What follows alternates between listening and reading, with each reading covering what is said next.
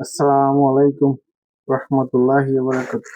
প্রিয় রসুন চাষী ভাইরা, রসুন চাষের জন্য দোআঁশ বা বেলে দোআঁশ মাটি ভালো, যা কার্তিকের শেষ থেকে অগ্রহায়ণের মাঝামাঝি নভেম্বর অথবা ডিসেম্বরে রোপণ করতে হয়। জমি তৈরি করার সময় জমিতে গভীর চাষ দিতে হয় ও মই দিয়ে ঝুরঝুর করে নিলে ভালো হয়। দর্শকবৃন্দ, জমির সার প্রয়োগ সম্পর্কে জানাবো। তো সার প্রয়োগ কয়েকটা ধাপ আছে, আপনাদের পর্যায়ক্রমে একটা ভিডিও দেখতে থাকেন।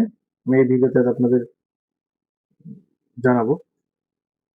দর্শক, সার জমি তৈরির সময় পর্যাপ্ত গোবর সার, TSP, MOP, gypsum, zinc sulphate ও ব্রোম সেচ চাষের আগে দিয়ে দিতে হবে, যাতে মাটির সাথে ভালোভাবে মিশে যায়।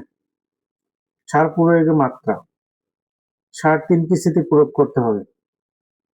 প্রথম কিস্তিতে, যেটা মাটির নিচেই দিবেন, প্রথম কিস্তিতে চাষের সময় প্রতি 3% জমির জন্য গোবর সার 3 থেকে 4 কেজি দিতে পারেন, টিএসপি সার 3 কেজি দিতে পারেন, MOP 1 KG, gypsum 2 KG, zinc sulphate 200 গ্রাম ও বোরন 1 থেকে 150 গ্রাম হারে দিতে পারেন। এবং দর্শক, এরপরে জমি সমতল করে চাষ দিয়ে মই দিলে আপনার জমি সমতল হবে, সেচের জন্য ভালো হবে। মই দিতে পারেন তাহলে ভালো হয়।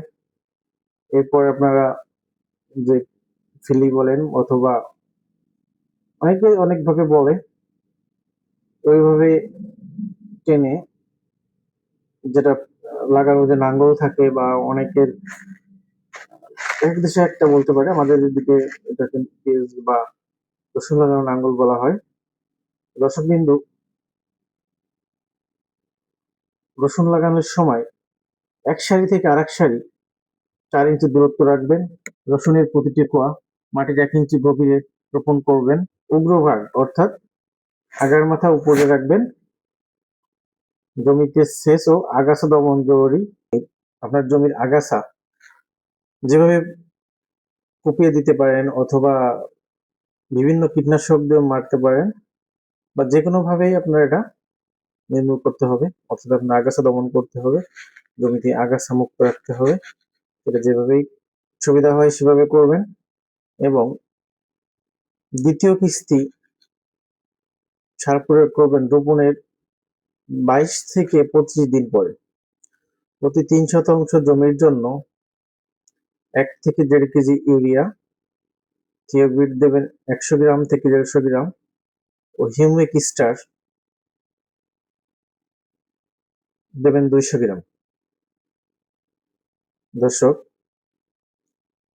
তৃতীয় কিস্তি সার প্রয়োগের করবেন 50 থেকে 55 দিন বয়সে রোপণের। প্রতি 3% জমির জন্য 1 থেকে 1.5 কেজি ইউরিয়া, ডিএপি ডিএপি দেবেন 2 থেকে 2.5 কেজি। আগের কিস্তিতে প্রথম সময় দিচ্ছেন কিন্তু টিএসপি এক বেশি দিন থাকে, এবং এই সময় এসে আপনারা দেবেন ডিএপি দেবেন 2 থেকে 2.5 কেজি। এবং এমওপি এমওপি দিবেন হচ্ছে 1 কেজি। অর্থাৎ তৃতীয় কিস্তিতে যখন সার প্রয়োগ করবেন, ইউরিয়া 1 থেকে 1.5 কেজি, ডিএপি 2 থেকে 2.5 কেজি এবং এমওপি 1 কেজি। দর্শক, রসুন চাষ সম্পর্কে বিস্তারিত আলোচনা আছে, রোগবালাই, সেচ ব্যবস্থা সব মিলে। তো দর্শক, পর্যায়ক্রমে পর্ব আকারে আপনাদেরকে ভিডিও দেওয়া হবে। এই ভিডিও আজ এই পর্যন্ত। নেক্সট ভিডিও দেখার অনুরোধ রইল। দর্শক, যদি আমার চ্যানেলটি সাবস্ক্রাইব করে না থাকেন, একটু সাবস্ক্রাইব করে রাখেন। দ্বিতীয় পর্ব ভিডিও আপলোড দিলে সবার আগে আপনি নোটিফিকেশন পেয়ে যাবেন। দর্শক, আসসালামু আলাইকুম।